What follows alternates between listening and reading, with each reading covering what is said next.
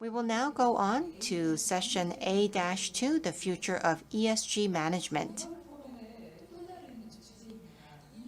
ESG is another topic for this forum. ESG is a word that we are already familiar with. It is the non-financial index to take a look at the companies and see how green they are.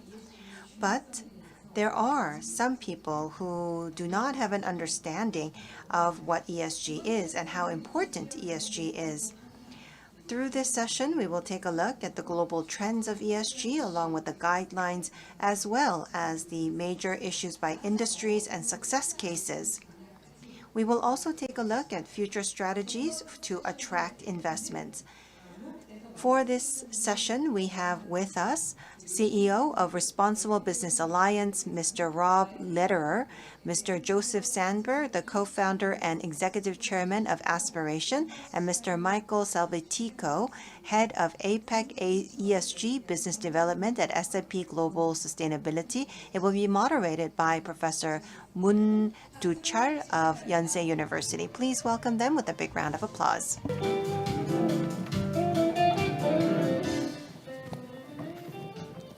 자, 그럼 저희는 이어서 Okay, now let's begin session A-2. I will hand over to the moderator.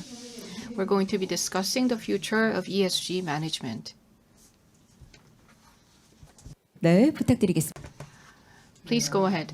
Hello, everyone. As introduced, I am Doocheol Moon, a professor at Yonsei University. It is quite cold today, and we had the first snow today in Seoul. But despite this cold weather, there are so many people here on site, as well as those who are watching us online. These days, a lot of Korean companies are trying to deal with digital transformation and ESG at the same time. So in this session, we're going to be discussing the future of ESG management. We're going to be discussing ESG strategies and ESG practices by inviting these three speakers. As was introduced, we have Rob Lederer, CEO of Responsible Business Alliance, and Joseph Sandberg, co-founder and executive chairman of Aspiration, and Michael Salvatico, head of APEC ESG Business Development at S&P Global Sustainable. And we have the recorded presentations. And after all the presentations are done, we're going to have a Q&A session. I'd like to ask for your active participation. Now, let me invite the first speaker, who is CEO Rob Lederer. There is this pre-recorded presentation, so please enjoy. Hi, I'm Rob Lederer, and I'm the Chief Executive Officer of the Responsible Business Alliance. And I'm so pleased to be able to provide my remarks to you today, fresh off a full week at COP26 Climate Conference in Glasgow, Scotland, where the Responsible Business Alliance has been working with businesses, governments, and other stakeholders to accelerate the race towards fully addressing climate change. For those of you who are not familiar with the RBA is an organization that represents leading companies and working together to improve efficiency and social, ethical, and environmental responsibility in the global supply chains. As you can see from this slide, the footprint of the RBA only continues to grow. We now have almost 500 individual member companies that are members of the Responsible Business Alliance, or one of our initiatives. Along with those almost 500 member companies come large, complex supply chains that are located in over 120 different countries where our members manufacture products. And so that footprint actually tells a huge story in terms of how the RBA is able to address the various issues that we're going to be talking about today. Our member companies represent and do over $7.7 trillion in total sales. We represent an expanding list of over 10 industries like electronics, which is where we started, automotive, telecom, the toy industry, the aerospace industry, the medical services device industry, solar panel industries, and those companies are headquartered all around the world. So our footprint is large and changing. We're also have a variety of individual initiatives to allow us to address specific issues that come up in responsible sourcing. As you can see over on the logos on the right, we also represent 3 subsidiary organizations that are part of the RBA family. The Responsible Minerals Initiative, which is the work of the RBA in terms of raw materials and conflict mineral legislation around the world. The Responsible Labor Initiative, where member companies come together in multiple languages, or multiple countries, multiple languages, multiple cultures, to address the growing issues related to migrant workers and vulnerable workers around the world. And then last but certainly not least, the Responsible Factory Initiative, which is our initiative designed to address the specific issues that come up at the individual factory level of those suppliers of our members. You can see on this logo slide of our members that it represents the entire supply chain. And that's what makes the RBA a unique organization, is that we represent that entire supply chain, which allows us to understand the challenges of the various segments of issues that we address, whether it's at the retail level, the brand level, the contract manufacturer level, certainly the component manufacturers, and all the way down to the smelters and mines in many cases on the issues that we address. We also, RBA helps to bridge public policy and practice. So we are the kind of conduit between businesses and industry and civil society and governments, so that we work with governments all around the world to help them understand the complexities of supply chains and the issues and the complexity of those issues that our members address as they conduct their responsible sourcing. And how do we do that? Well, it all starts in the RBA with a common code of conduct. That code of conduct was developed in 2004. As you can see from the slide, it's broken down into 5 segments: labor, ethics, environmental, management systems, and health and safety. And that code of conduct has now become a very mature code of conduct that we hold our members, and our members aspire to within their manufacturing, and then they pass it down to their supply chain. So it gives a common denominator of overall best practice and goals and objectives for companies to adhere to and to aspire to in the area of responsible sourcing. And then once companies adopt that code, then they have to start working with their individual suppliers in a really truly integrated, valuable, effective, responsible sourcing approach. And we do that through a variety of ways. In our process, it all starts at the risk assessment process of the individual suppliers that make up our member supply chains. What are the issues that are going on in that factory that need to be addressed, that are outside of the RBA code of conduct? We do that through a series of what we call level 1 and level 2, which are designed to evaluate the risk of those individual factories, depending on where they're located around the world, where the common issues are within that geographical area, the size, the scope of the individual factory, whether they have things like cantinas and dormitories or security companies that are on site, all of which affect the brand reputation of those companies. And then once they develop the risk of that, then we strongly recommend that companies go in and do a robust audit. In our world, it's called the VAP initial audit. We have a relationship with over 12 individual independent third-party audit firms around the world.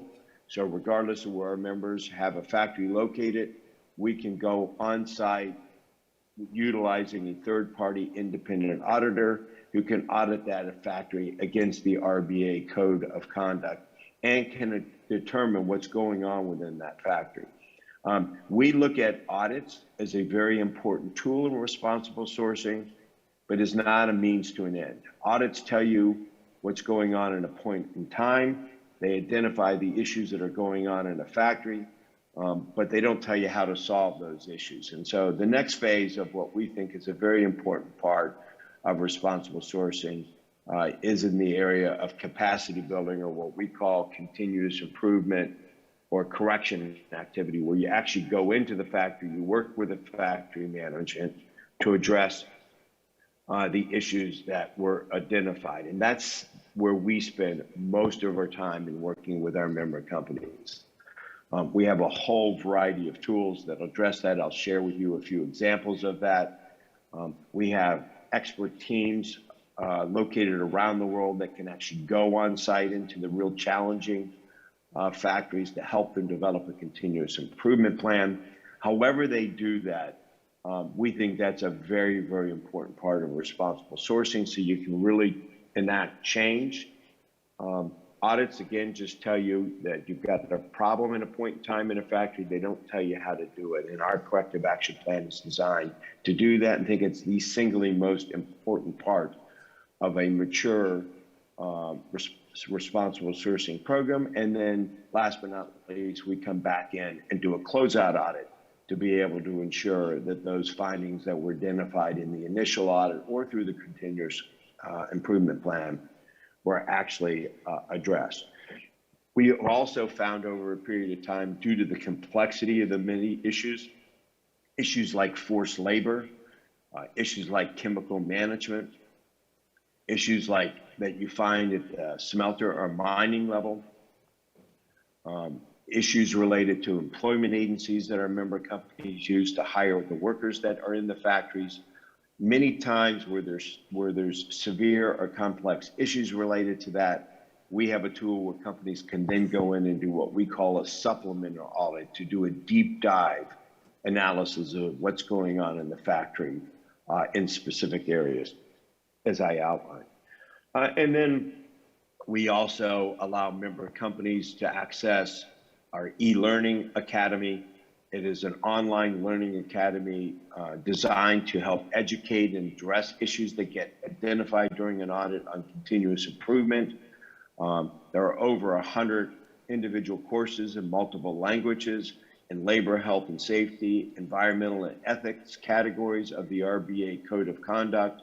They're all learning paths and modules that allow the factory management to help determine how to address the issues that are going on in the factory.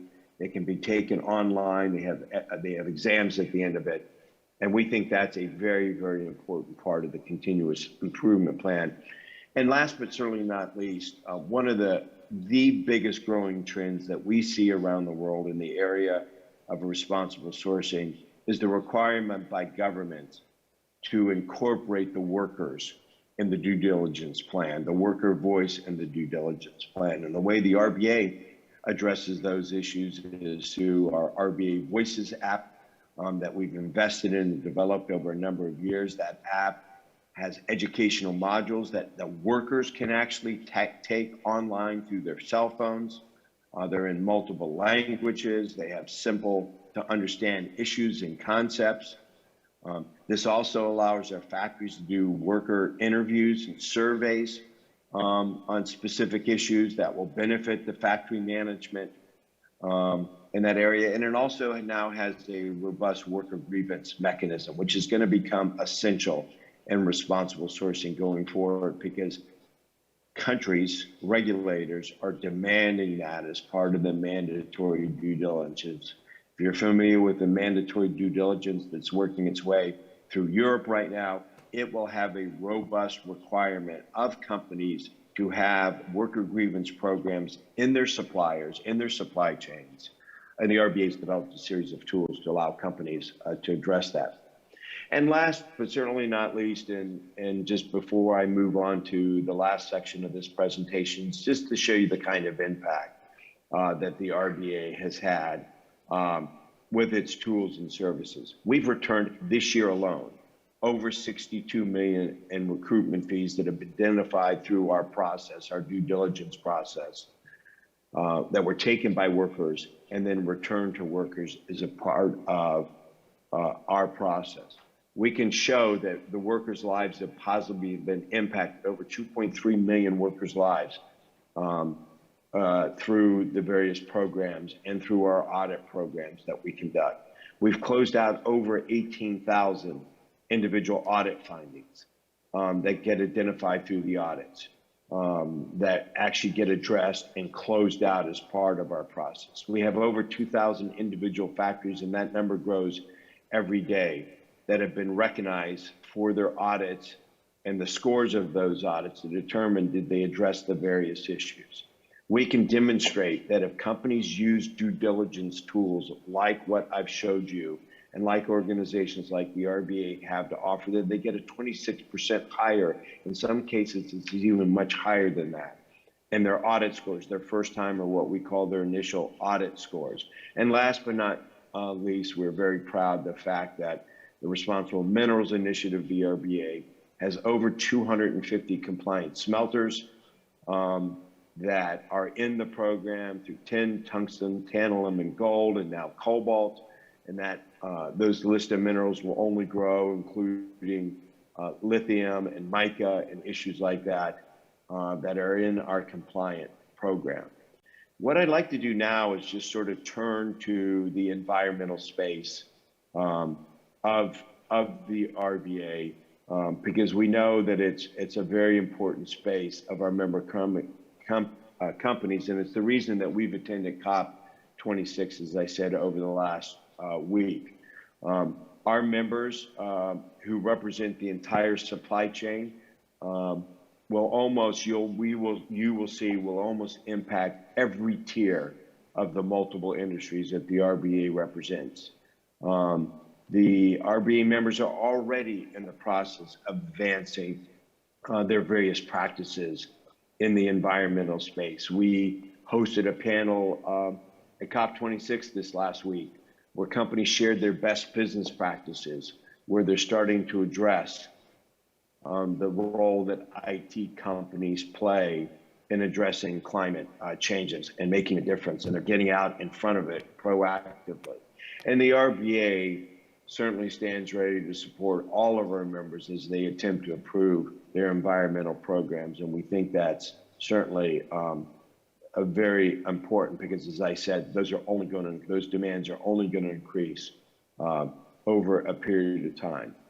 In the circular economy slide, the RBA recognizes that we must consider not only the forward manufacturing supply chain, but also the entire value chain and reducing environmental impacts along the way. This is why we have invested in circular economy efforts, including resources and tools such as our circular materials landscape assessment and new initiative such as the circular electronics partnership that the RBA has. In the area of circular materials, and as you can see on this particular supply, with it all is in the, certainly within the focus area of projects that the RBA is working on. And those projects will ensure and designed to help ensure human rights are protected during the entire life cycle of circular materials, through enhanced ESG assessments, and through the development of data standards to provide more efficiency and reliability in secondary materials. That we will be designing platforms which marries ESG sourcing and destination data, which is going to be a very important aspect of understanding and unpacking these challenges as we move forward. All of these efforts in the coming year are aimed at accelerating the green economy while protecting at the same time human rights. And next, let's turn our attention to the broader assurance of the RBA Code of Conduct, which I talked about before. That Code of Conduct, as I said, is very mature and is designed to push the requirements of that code down to those supply chains. So that's the messages I would like to share with you today. I realize that I covered a lot of material in a short period of time. Hopefully you found this information valuable and insightful. Please feel free to reach out to the RBA if you'd like to follow up on any of the information that I share with you, and have a great conference. Thank you for your time. Thank you very much. That brings us to the end of the presentation by Rob. As you're well aware, RBA started with the ESG standards for the electronics sector, and we have listened to the detailed explanation of RBA, which was great to hear. Let us now go on to the second presentation. We will hear from Joseph Sandberg, co-founder and executive chairman of Aspiration. All right. Okay, please go ahead. Great. Thank you very much.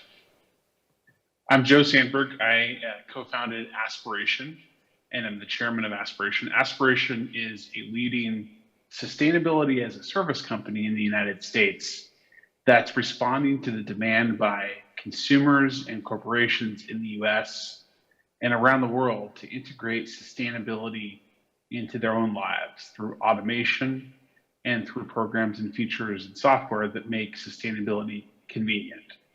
Our belief is that if you make sustainability automated and attached to things that people and businesses are already doing, then you'll be able to get large numbers of people and businesses that otherwise weren't doing sustainability to engage in sustainability, which is really a moral urgency if we're going to defeat the climate crisis, which threatens our very existence on this planet. And you know, I come to you at an exciting moment in the history of the United States where President Biden is establishing and reasserting the leadership of the United States around the climate fight.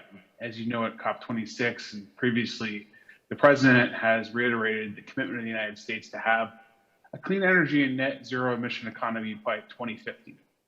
As significant, I think the United States is committed to, through its own government actions and in partnership with American companies like Aspiration, help companies around the world, as well as governments around the world, achieve net zero emissions by 2050. It's going to take a combination of reducing the emissions that are produced, as well as reducing through offsets the emissions that we can't yet reduce.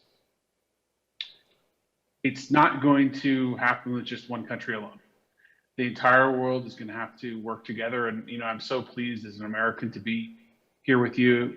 You know, you're a great ally, obviously, of the United States, and it's going to take us working together with big, bold government action in partnership with business if we're going to seriously address the climate crisis. We have to stand up to those companies that have polluted.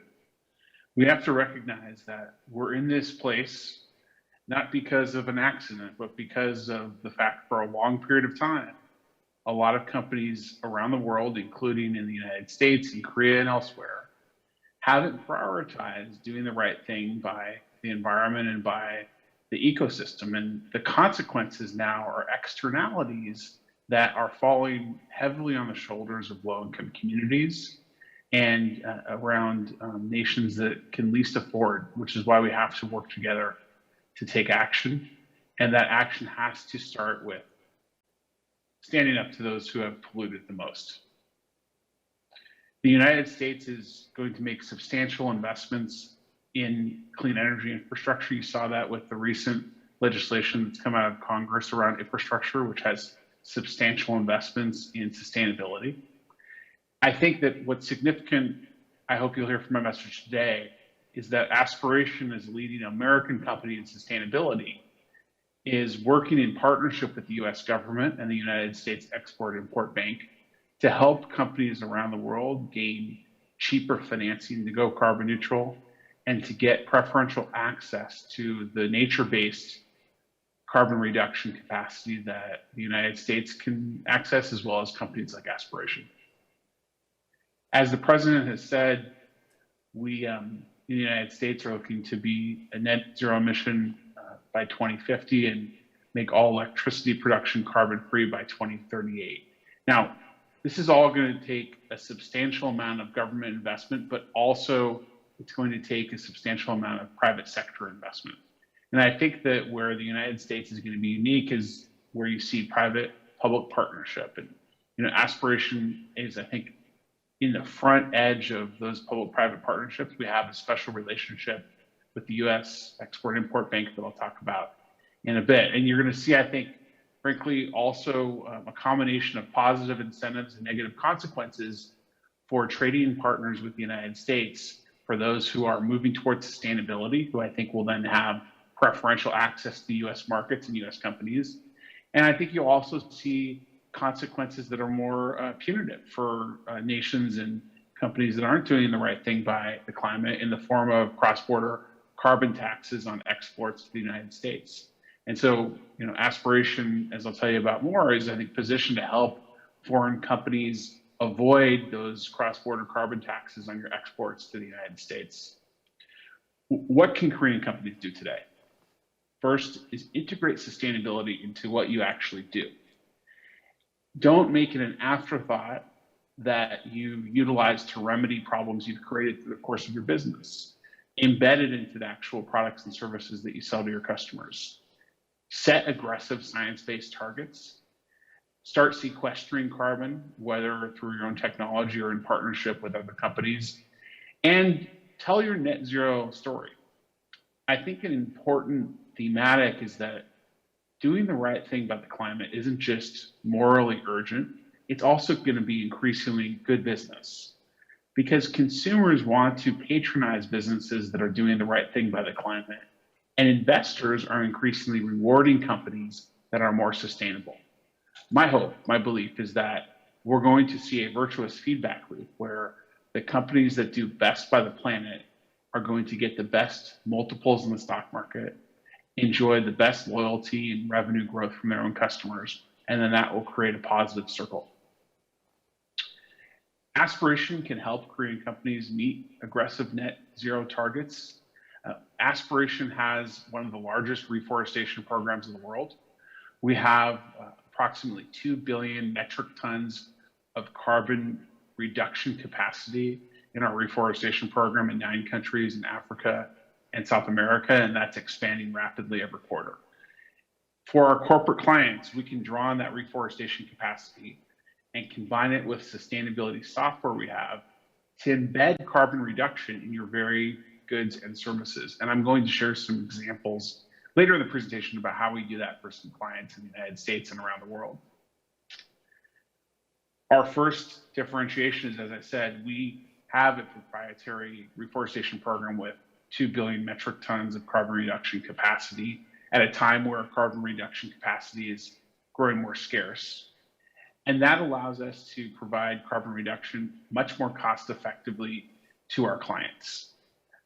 A big threat that companies and governments are going to face in the mission to reach zero is the cost issue.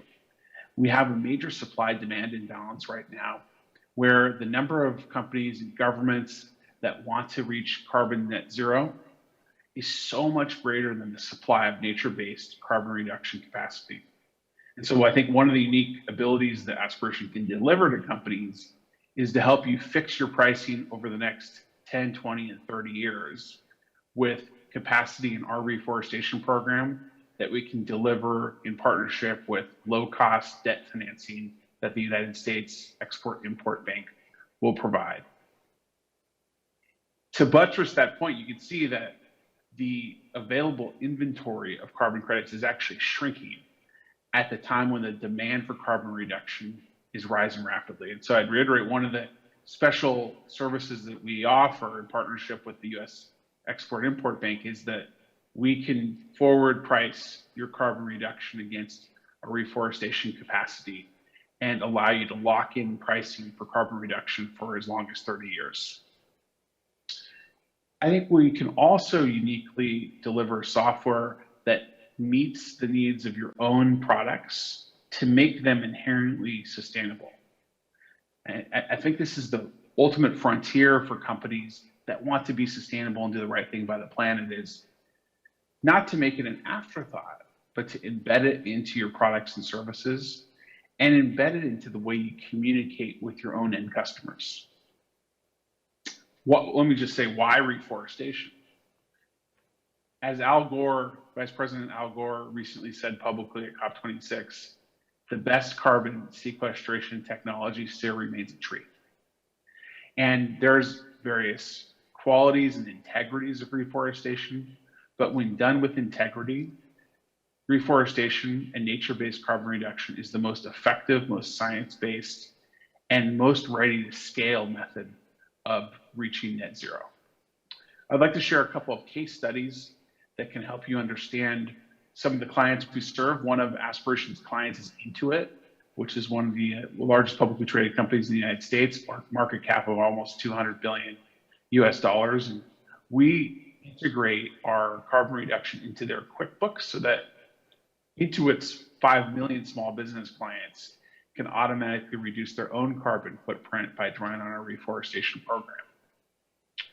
We've partnered with the global accounting firm Cohn-Resnick to embed sustainability into their auditing so that their audit and tax clients can automatically make all their financial activities carbon neutral. And we even partner with global celebrities like Drake, where we provide carbon offsets to all of his touring so that all of his concerts are carbon neutral. Now, why does Drake have that passion? Because he knows his fans care about sustainability. He knows that by going carbon neutral through Aspiration, he can become even more popular and sell even more records. We deliver sustainability services to home builders that are delivering and building Aspiration sustainability homes because consumers want to live in sustainable carbon neutral homes. So in conclusion, Aspiration, in partnership with the United States Export and Import Bank, is really excited to serve everyone here in Korea and around the world, in our quest to fight the climate crisis. We have to act swiftly and boldly, and we're excited to help you in that course. 예, Thank you very much, Mr. Sandberg.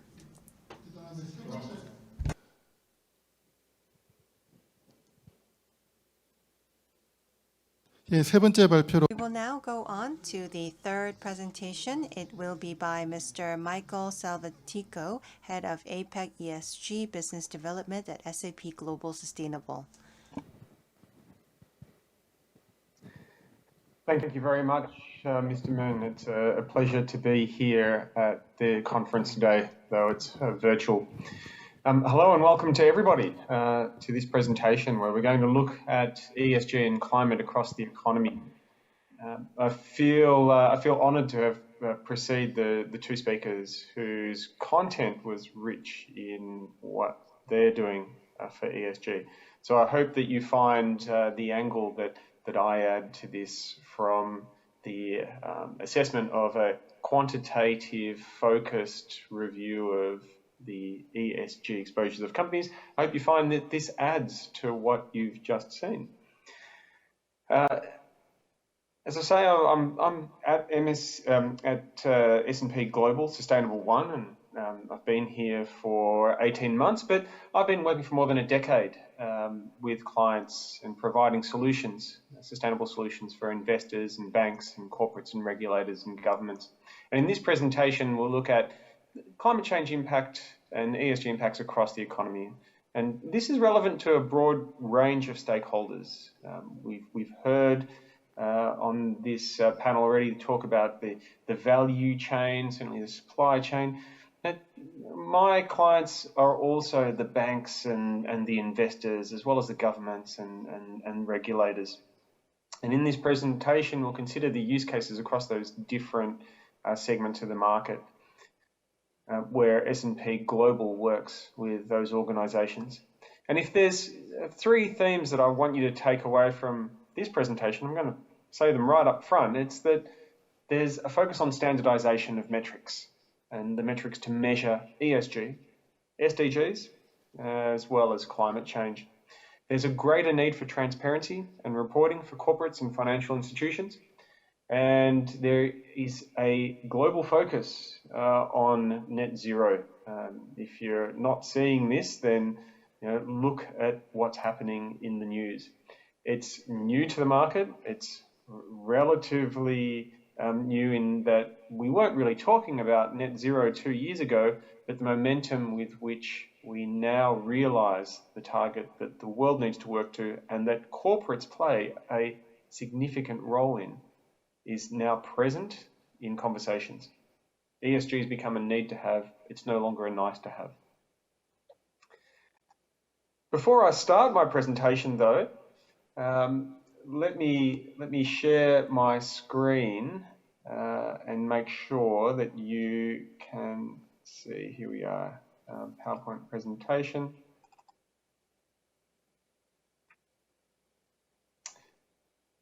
Are you able to see my presentation? I'm starting with a slide. Yes, you can. Fantastic. I'm starting with a slide that I call the angry fish. And the focus of this is that today, business as usual is making the planet unlivable. And that's a quote from the World Economic Forum. It's something that I think of often. For me, it's summed up by the angry fish. It's a painting that my daughter and I recently purchased. And it's a reminder of mankind's impact on the oceans and the planet. We call it the angry fish. It's about 1 metre square, and the fish covers most of the canvas. It looks angry. It's angry because it's painted on plastic rubbish.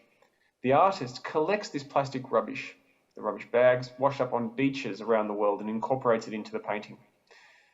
Did you know that the World Economic Forum forecasts oceans will have more plastic waste than fish by 2050? And this is a result of human waste. The health of the ocean is intimately tied to our own health, with over 3 billion people depending on marine and coastal biodiversity. At the same time, we know that 2.2 billion people lack safely managed drinking water, and 4.2 billion people lack safely managed sanitation. If you recognise these, they're just a few facts about the Sustainable Development Goal 6, clean water and sanitation, and the SDG 14, life below water. Companies play a major role in transitioning the global economy to be more sustainable, equitable, and SDG.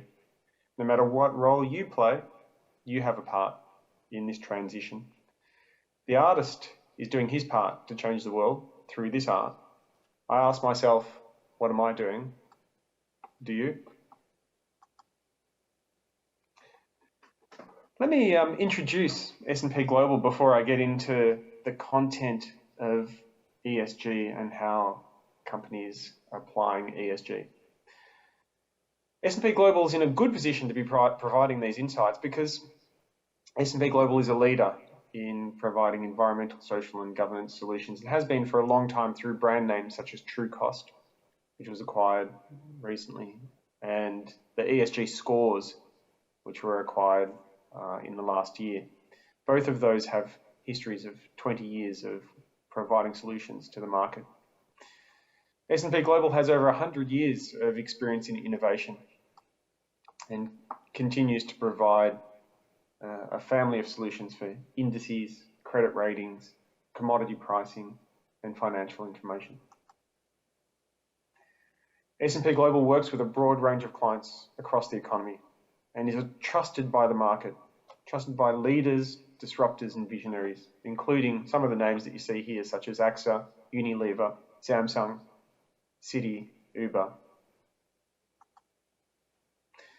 S&P Global strives to be the standard, and we're well recognised for this with awards from ESG Investing, Asia Asset Management and Environmental Finance. This leadership is recognised by market activity, and you can see here that S&P Global has a number of indices that are well recognised.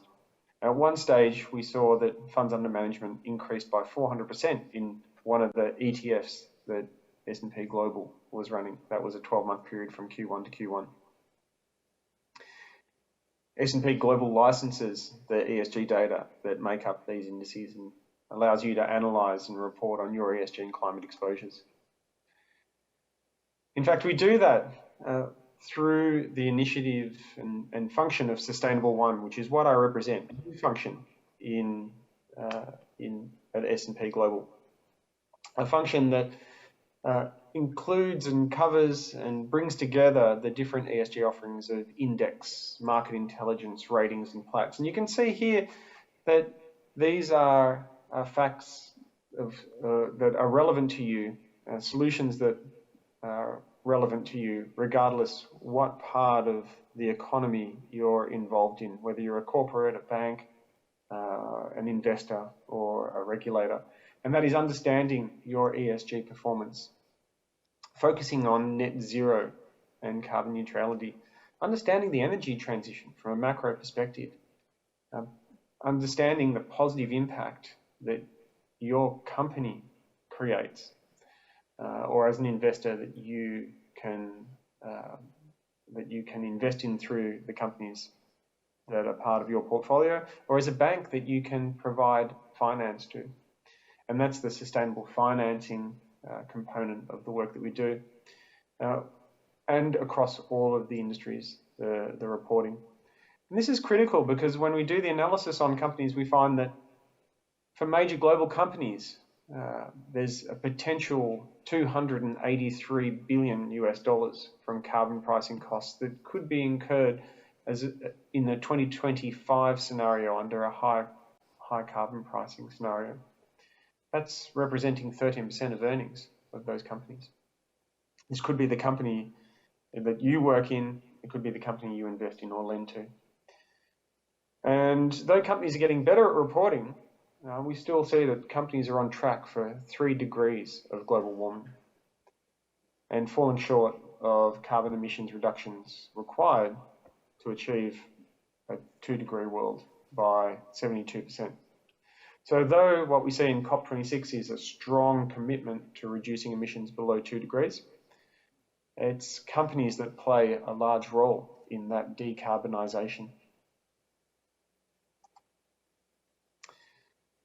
And within companies, within the functions of companies across different segments in the economy, ESG is relevant within those organisations at multiple points, across multiple departments. And I put this slide in just to demonstrate that no matter what part of the company you come from or what your responsibilities are, whether it's a risk focus or a positive impact focus, whether it's a reporting focus to guidelines from regulators or mandatory reporting to regulators, which we're starting to see more and more in the ESG and climate space, that ESG is relevant to your workflow in your organisation.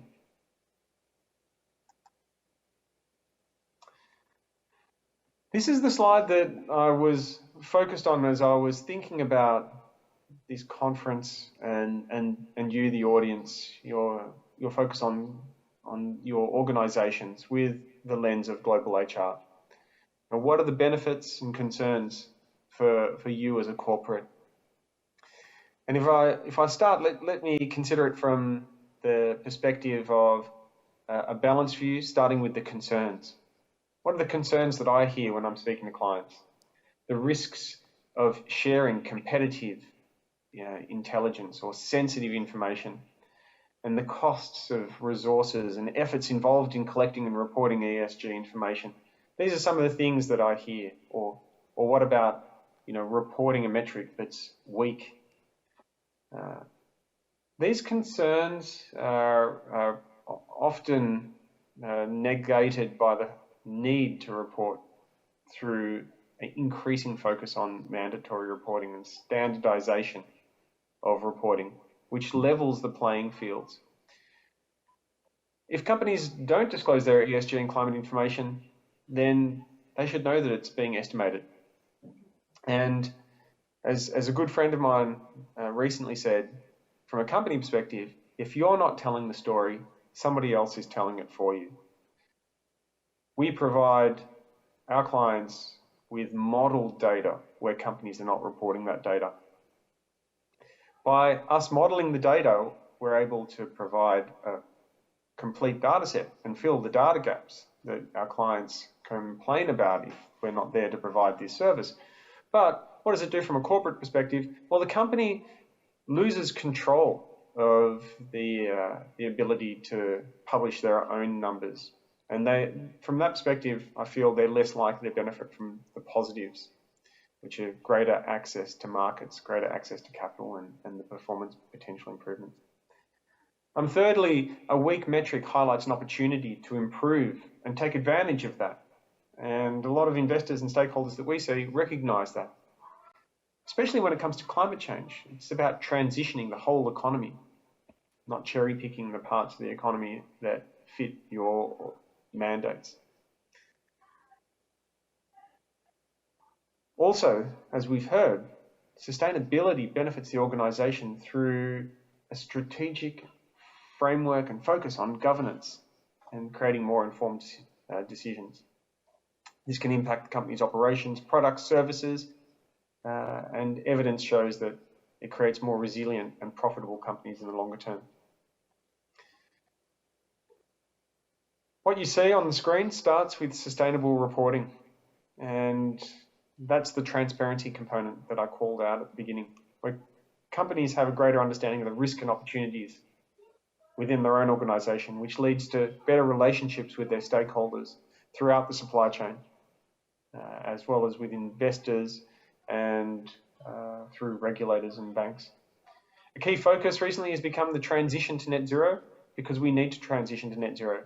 And the finance community are very focused on this. We've got a number that we're targeting, that is a reduction in emissions by 2030. And we know the emissions that companies are responsible for today, and we can map out the pathways that companies are on.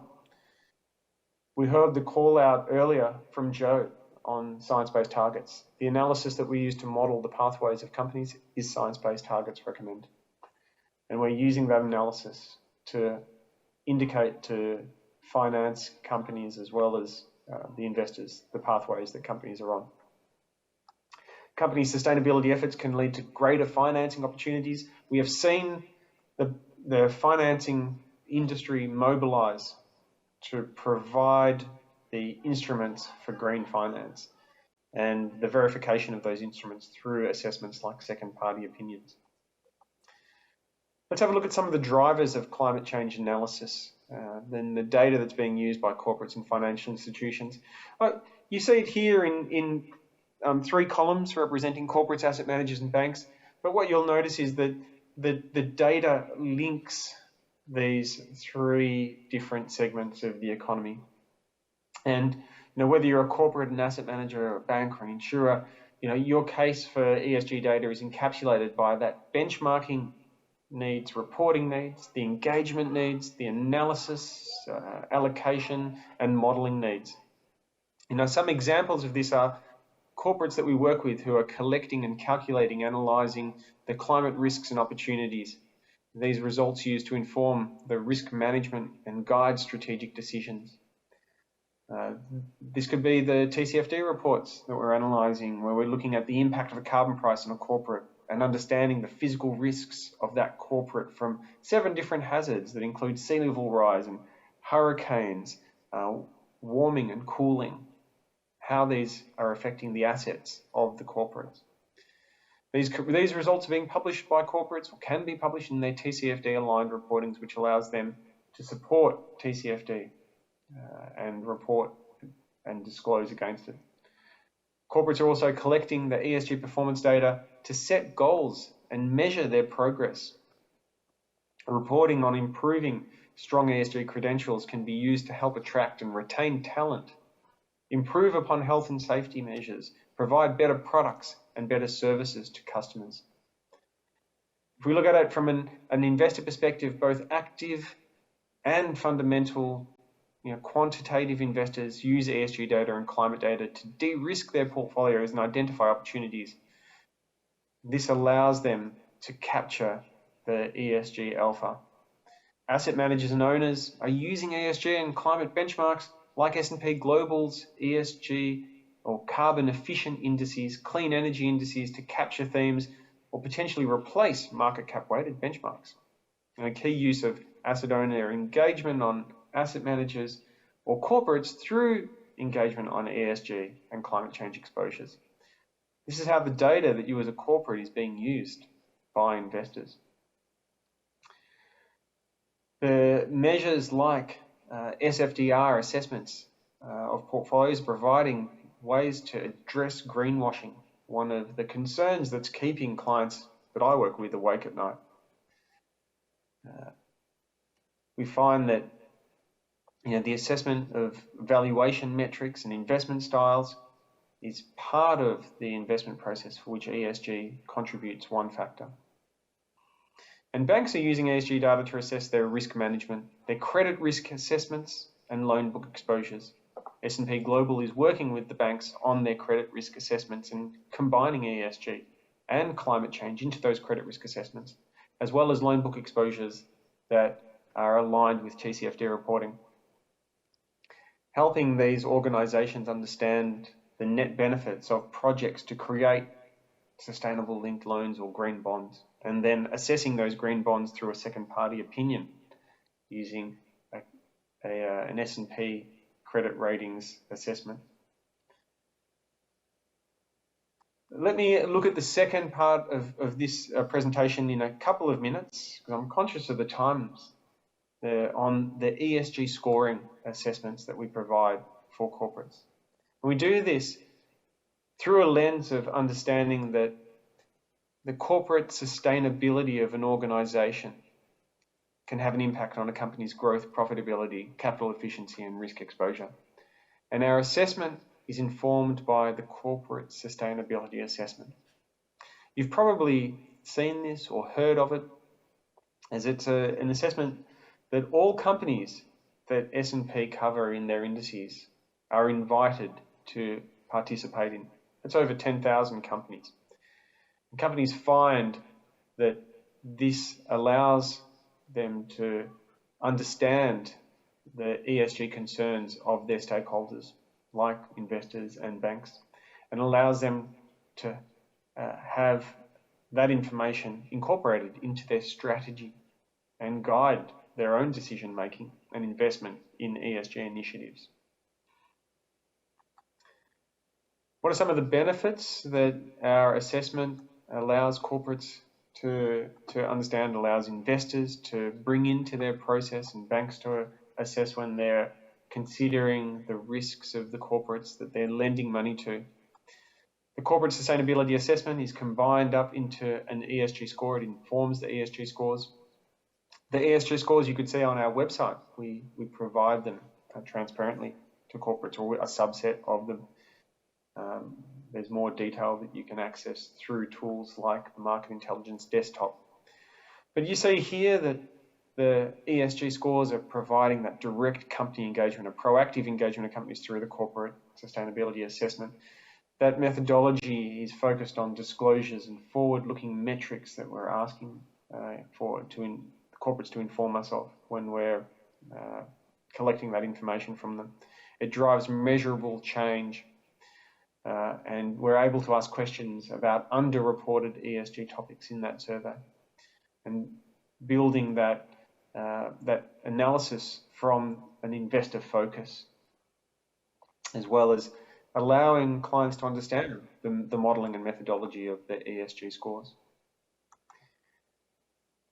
From your perspective, what does the ESG scores provide? It's an assessment of environmental, social and governance criteria. And here are some of the factors that I'm sure you recognise as factors that you look at in your organisation, or if you don't look at them, then these are factors that you should be thinking about because your stakeholders are looking at them and thinking about them. And these factors start with collection of 1,000 data points, which are modelled up into 100 question level scores that are looked at and analysed, which are modelled up into criteria and ESG dimensions, as well as an ESG score.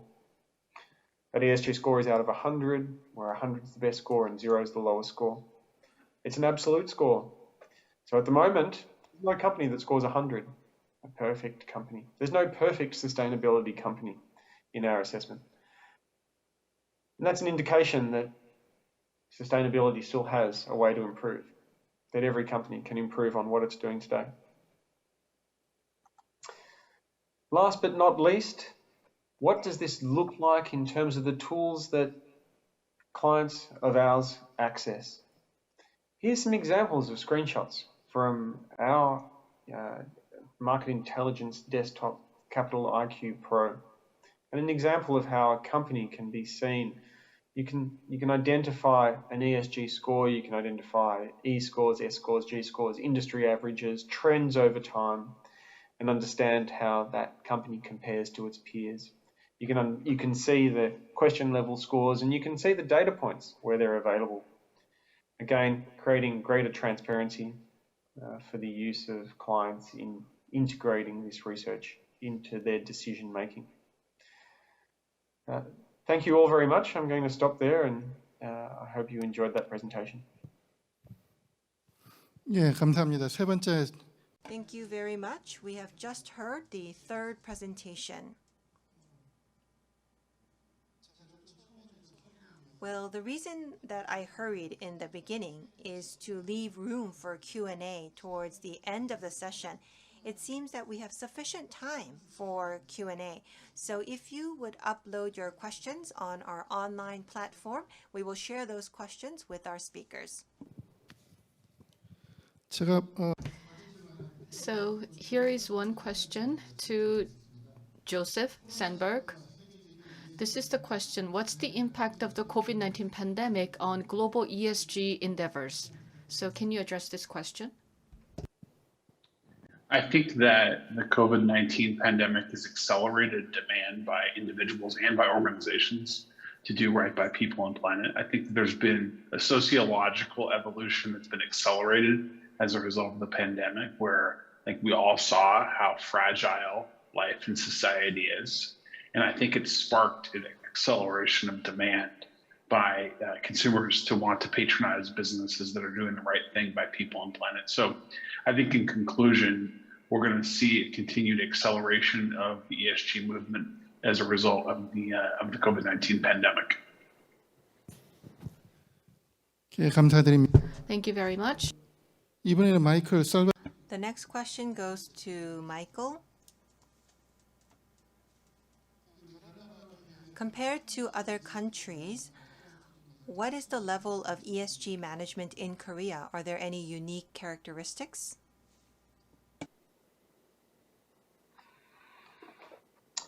A good question. We have seen a positive adoption of our assessment, the participation in the CSA, the Corporate Sustainability Assessment in Korea. And that's a result of the Corporate Sustainability Assessment team having a long presence speaking with Korean companies. The trends that we identify today are some examples where the banking sector has strong ESG credentials in terms of their ESG scores. And there are some standout names in the banking sector. In terms of the assessment and continued assessment, I encourage all companies to complete the corporate sustainability assessment, to be participating in that survey, so that the information that we have continues to be better informed by companies providing information directly themselves. One area that stands out in Korea is as one of the countries that was early to commit to net zero. And what that means in terms of the companies and the impact on the companies in Korea. As I mentioned earlier, it's companies that play a large role in the carbon footprint of a country. And we see in some countries, for instance, that the carbon footprint of those companies, the large companies, can exceed 50% of the total emissions of a country.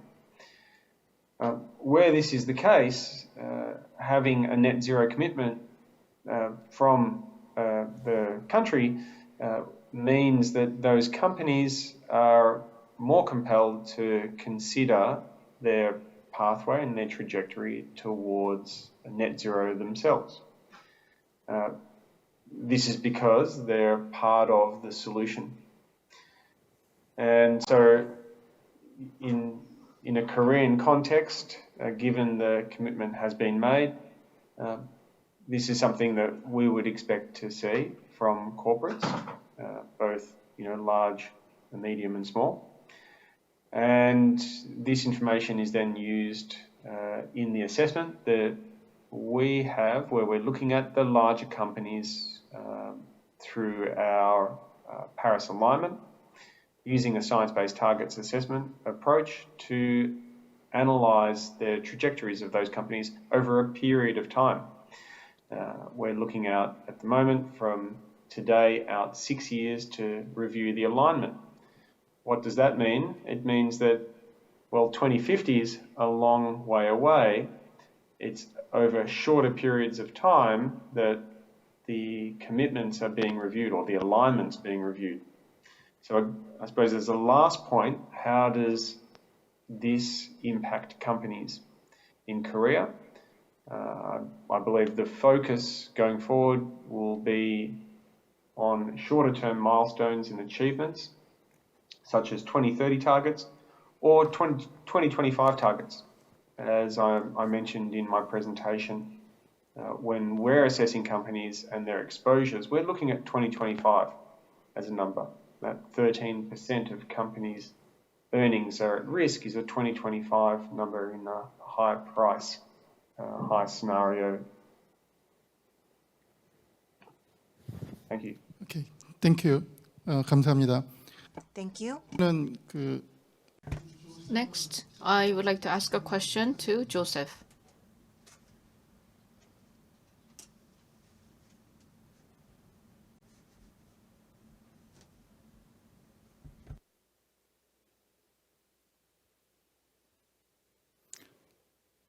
ESG 경 In order to improve and implement ESG management, what kinds of advice would you like to give to Korean companies? First of all, I'd recommend including in the design of your own products and services ESG components, so that ESG is an embedded feature of your products, not something that you add on after the products have been built. As an example, I think of our home building clients around the world that have employed Aspiration services in the construction of their own homes, so that those homes are carbon neutral once they've been built, and that gives the advantage to that client of being able to describe these homes as carbon neutral, which gives them an authenticity. I think what's crucial to get the full benefit of ESG is sincerity and authenticity.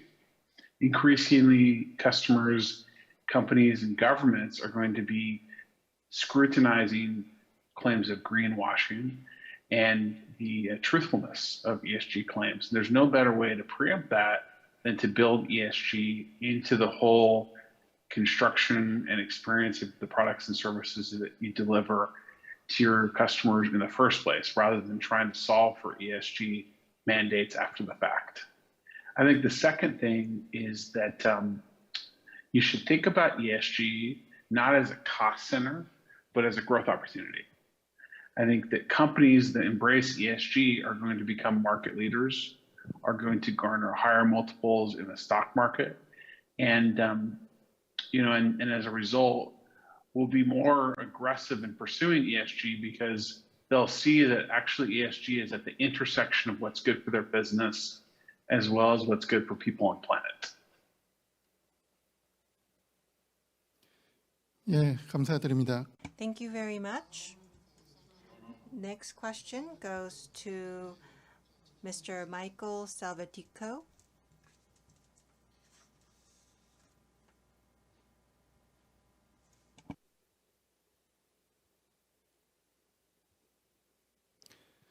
예, ESG 평가 When conducting ESG evaluations, are there any activities of certain companies that come to mind that you remember in particular?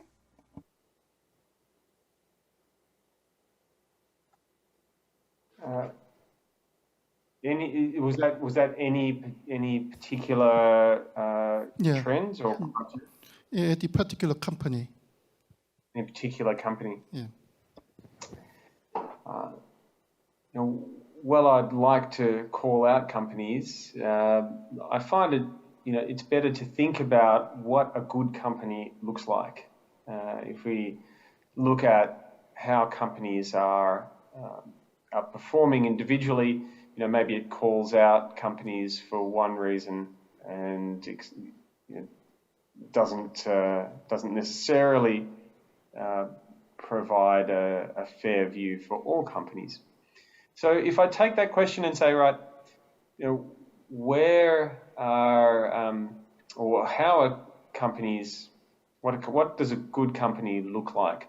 It's a company that is taking ESG seriously and sustainability seriously.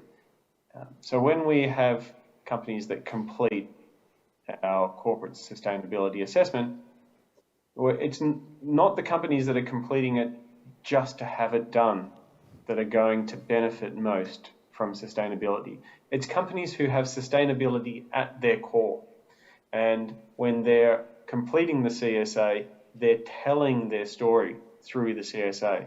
They're not searching to fill out the information on the CSA as a chore or a task.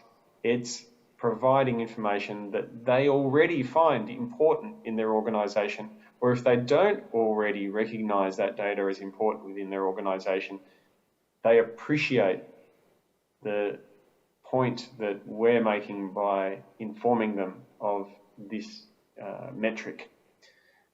When we're looking at companies, we are looking at the assessment, the exposures to companies have, the policies and procedures where we're assessing the performance against those different metrics at the individual question level score. And so it's companies that are sustainable already that are going to best able to score well in these results. Where companies are at the beginning of their curve, because we understand that sustainability is a journey, and like I said, there's not one company that has a score of 100 in our absolute scoring system. It's important that companies start the journey, and the start of that journey is a commitment by the organisation to incorporate those sustainable practices and then to report on those. As I say, if companies aren't reporting on these metrics, they're missing the opportunity to tell their own story, and that story is being told for them through the modelling of these metrics. 예, 감사합니다. 우리 Thank you. Next, I'd like to ask a question to Joseph.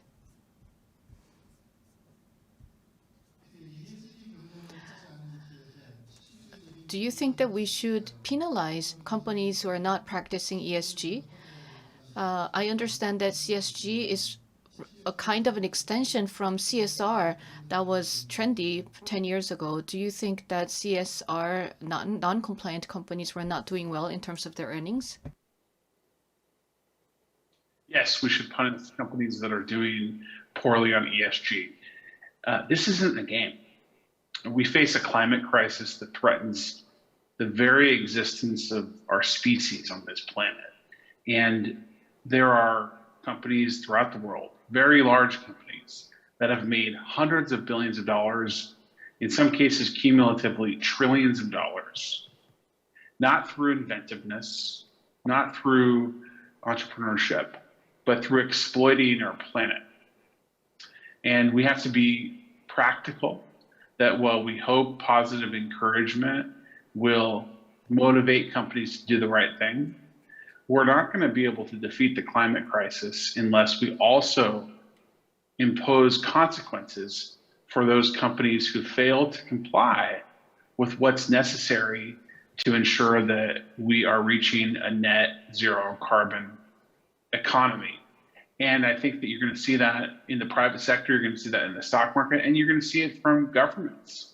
I think that President Biden has said himself that there are going to be carbon taxes on exports from foreign companies into the United States that aren't compliant with ESG. And I think that's absolutely the right message to send. We should be making it easier for companies who do the right thing by the planet, and we should be making it harder for companies who do the wrong thing, because ultimately there is a cost. It's just a question of whether that company pays the cost or we pay the cost.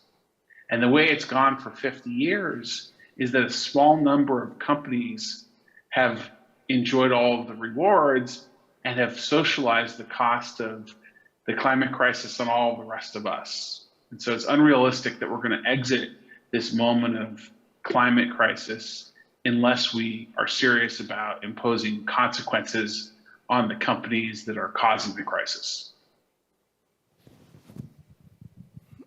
예, 감사합니다. Thank you.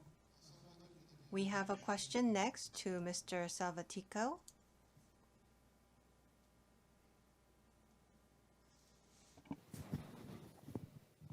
예, 기업들이 ESG 경영 So for companies, we see that many are investing in ESG, and this may actually impact the NGOs. So for the NGOs, in order to have more funding related to ESG from the corporate side, what should NGOs focus on?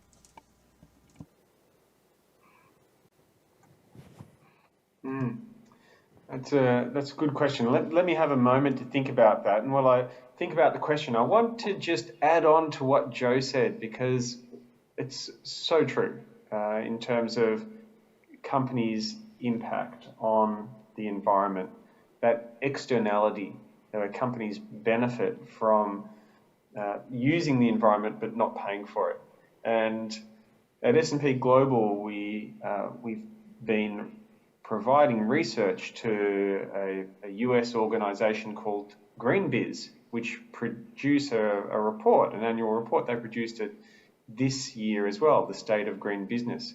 And we analyze 1,200 companies, the largest companies in the world, and we look at their externalities, the emissions, the greenhouse gases, the water, the waste, the pollution from those companies using our modeling.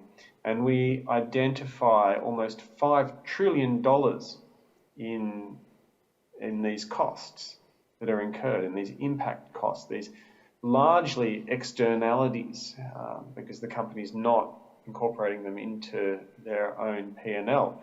And fortunately, the costs are not completely included in their P&L, because when we look at the revenues of these companies and the costs, we find that the costs are 1.5 times the revenues of these companies. This is a report that you can access online through GreenBiz. In terms of the question on NGOs and funding, my observations would be that the focus on sustainability would support the NGOs funding. The first slide that I showed of the angry fish is an example of how we recognize the impact of mankind on the planet.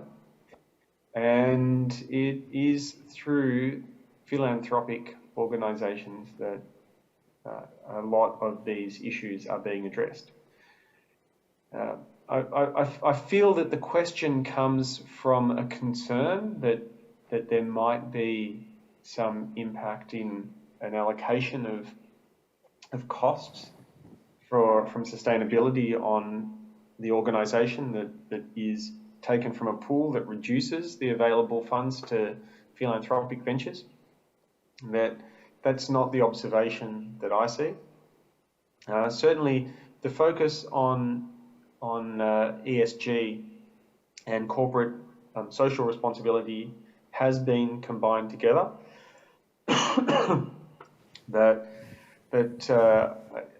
I don't think that's a concern that I share, and would be interested to hear more detail on what that concern is. 예, 감사합니다. Thank you very much.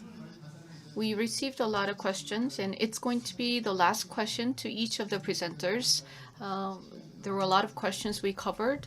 So, final question, first to Joseph. 예, 한국의 ESG를 You provided us with some guidelines for ESG. And can you talk about ESG management evaluation in the US? And there were some suggestions from the US government, from Korean semiconductor companies for their core technology. Do you think that this has to do with ESG management as well?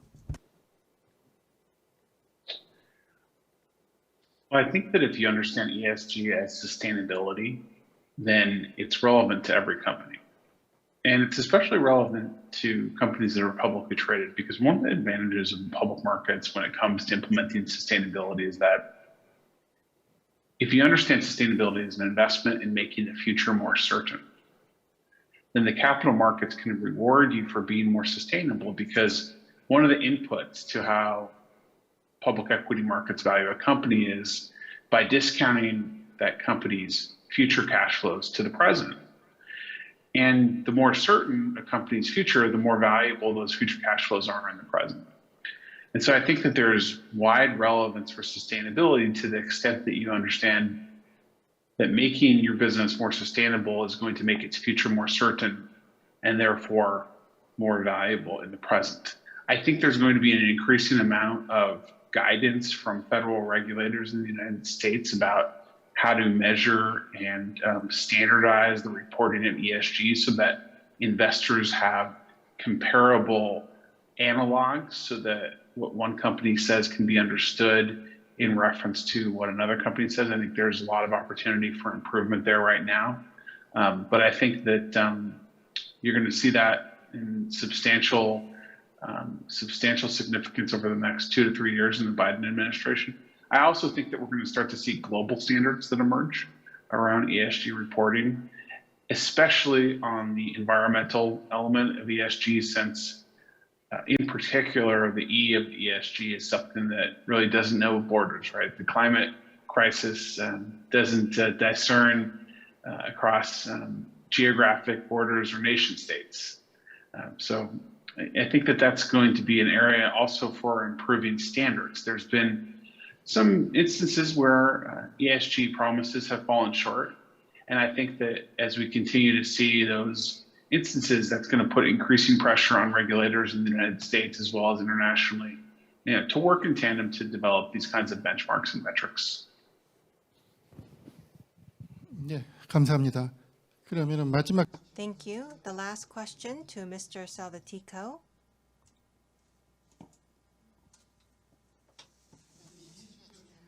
If ESG is important, then I believe that education will also be important. If we are to teach ESG to students, how would we approach this? Are there any examples that you can share? What a great question to finish on. It's one of my key ideas that I see in the market, and that is that we are at a defining point in the history of time in terms of finance, in terms of economics, and in terms of education. The education on ESG is happening already. It's been happening for the last decade. I think about my education when I was going through high school and university, and even in my later subjects when I was studying my master's, there was very little information on ESG. There was quite a bit on governance. I think governance has been a focus for a while, but there was very little on environmental and social. I now can tell you that my nephew, who's 5 years old, talks to me about the sustainability lessons that he has in his primary school. My colleagues who are doing certifications like the CFA talk about the subjects for sustainability. Platforms like the UNPRI have sustainability courses.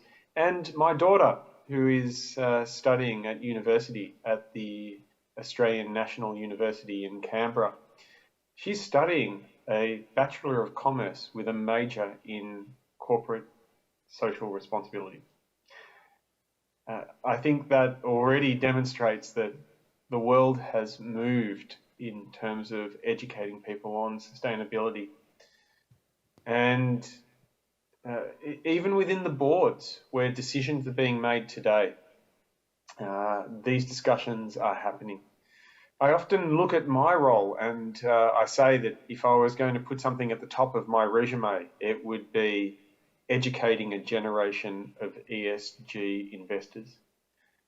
I know that I'm not the only one.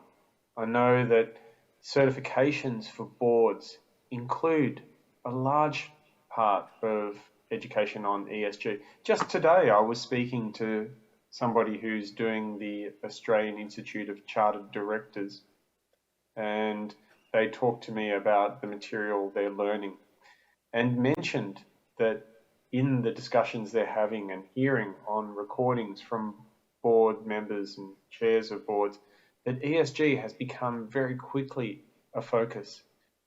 Some have been surprised at how quickly sustainability has become a core part of their focus. So the momentum is there, and in terms of how to encourage it, I think that it needs to continue to happen at the boards that are determining what education courses there are within different forms of the studies that are being done. But I think that we're already well on our way. 예, 감사합니다. Thank you very much. I'd like to once again express my gratitude to the two speakers who have answered all these questions. Thank you so much. So once again, a big round of thanks and applause to Mr. Sandberg and Mr. Salvatico. Thank you very much for your contribution. Thank you. And I would also like to ask you to give a warm round of applause to the moderator. And I would also like to express my gratitude to the speakers who are joining us from overseas. As was mentioned in the session, sustainable development is crucial. And to achieve this sustainable future, we need to have companies implement ESG principles. And now ESG has become a priority for companies. And based on what was discussed in the session, I hope that companies will be able to devise strategies and also implement ESG in their day-to-day business activities. Now, this is the end of session A-2, and we will have a short break. And starting from 4 p.m., we will begin session A-3, Digital Transformation and ESG. So I'll see you back here at 4. Thank you.